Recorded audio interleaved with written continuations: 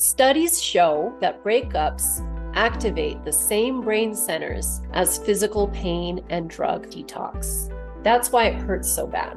It's so hard to let go, even when the relationship was draining. So let's pause and get honest and ask yourself, what am I holding on to? What am I hoping will change? Has that hope been based on reality or potential? Because here's the truth. So letting go doesn't mean forever. It doesn't always mean forever. Sometimes it just means this version of the relationship can't continue. And if they're not willing to talk about the problems, if they're not doing the work after you've already communicated clearly and lovingly, if they keep repeating the same patterns, then it's time to go. Hi everybody, I'm Sophia in Sapphire, Mars Venus life and relationship coach. And in this series, we're unpacking the real steps to emotional healing. If you've been holding on to someone who's not showing up, if your heart's still tethered, then this episode is for you. So you could finally attract the kind of love that feels reciprocal and lasting. What if letting go isn't the end, but the beginning of what you actually deserve? People always say, but what if I'm giving up too soon? Okay. But what if you're staying way too long? If you can't grow together, you'll probably need to grow apart. And that doesn't mean it's over forever. Sometimes space is the only thing that creates clarity. You are allowed to leave something that isn't feeding your soul. Even if nothing dramatic happened, even if they're a good person, even if they love you.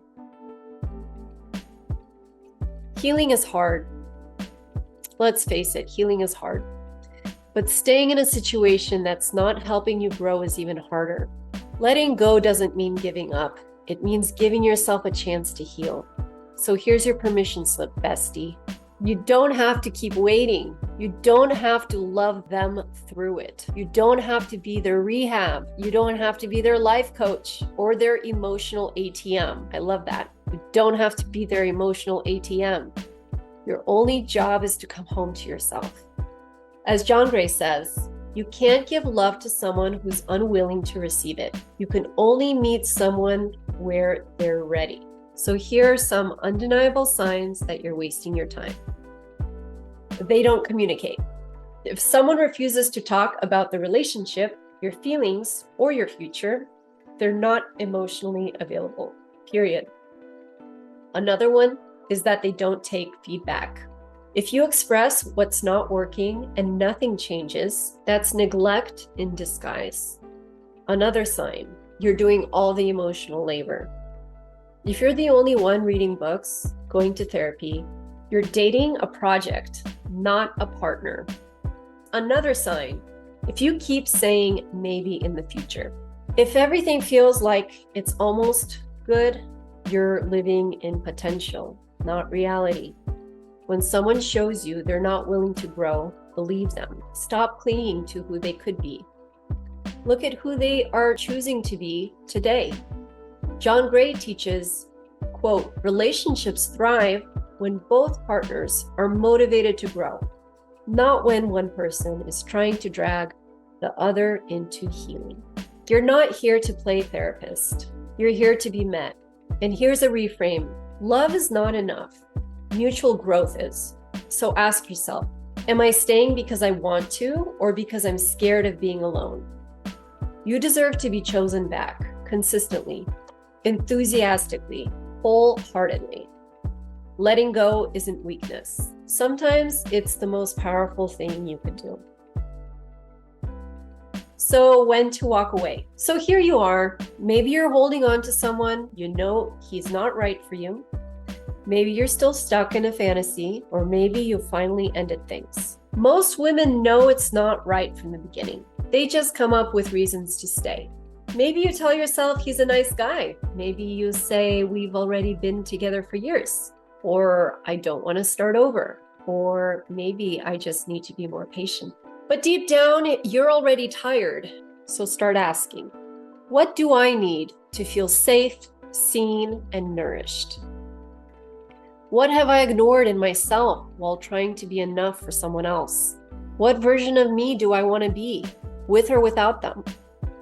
Letting go isn't just about releasing them, it's about making space for the next chapter of you. So start with healing, not just from this breakup. Heal the part of you that thought love had to be earned.